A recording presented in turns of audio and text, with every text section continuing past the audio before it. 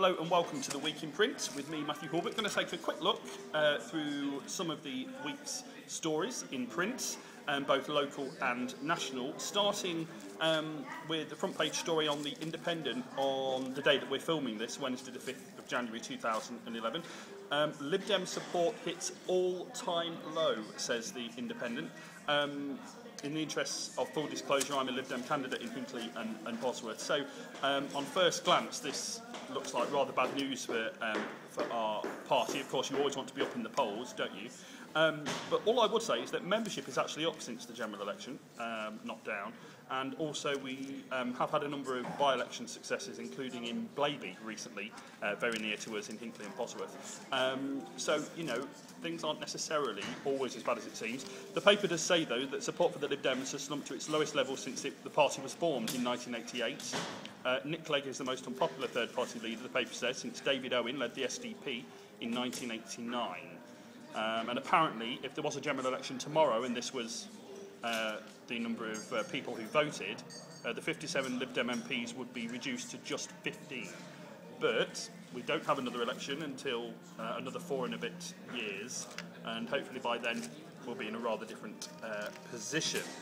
However, this is going to be a very difficult year. Turning to the Daily Mail now from last Tuesday, families warned of painful year ahead.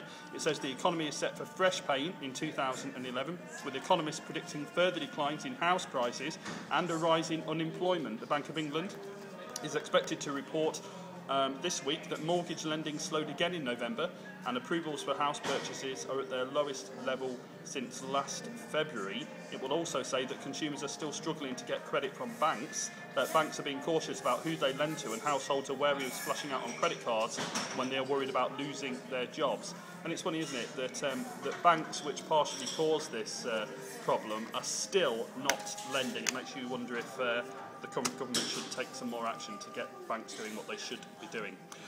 Turning to lighter matters now, and this is something that I could do with taking on board myself, from the Mail on Saturday.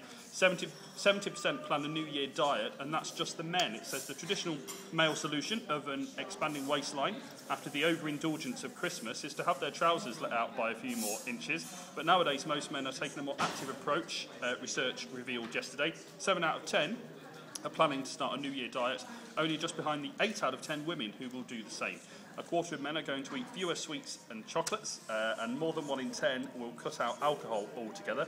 1 in 3 men said they had been driven to dieting because they aren't happy with their appearance, while a quarter said it was because their clothes no longer fitted as well as they did. And I've decided that my problem is fizzy pop. Coca-Cola or other diet fizzy drinks are available, but I need to just stop it. Not good for me at all. We've got a local star in Hinckley and Bosworth who's doing fantastically well. Musical star Lauren takes on new role. This is from the Hinckley Times from last week. Hinckley's own West End star has landed herself another role in a musical. Former Hinckley Speech and Drama Studio student Lauren Samuels will be taking the part of Kathy in a New Year show called The Last 5 Years at the Tabard Theatre in Chiswick in West London. It's a big change from her current role as Sandy in the blockbuster show Grease, of course, at London's Piccadilly Theatre, which runs until January 22nd. You may remember Lauren Samuels. She competed in the Andrew Lloyd Webber show Over the Rainbow. Didn't win it, but reached the final, I think. She said, "It's been such a fantastic year. It's been non-stop. I hope that next year will be even better." But it just goes to show we do have talented people in Hinckley and Bosworth. Talking about talented people, from the Leicester Mercury, from December 29th, a day to remember for Tigers superfan Mary. In 80 years as a Leicester Tigers fan, 80 years, Mary Moore has seen the club win trophy after trophy, but she says nothing compares to her ultimate highlight, a kiss from a star forward, Tom Croft.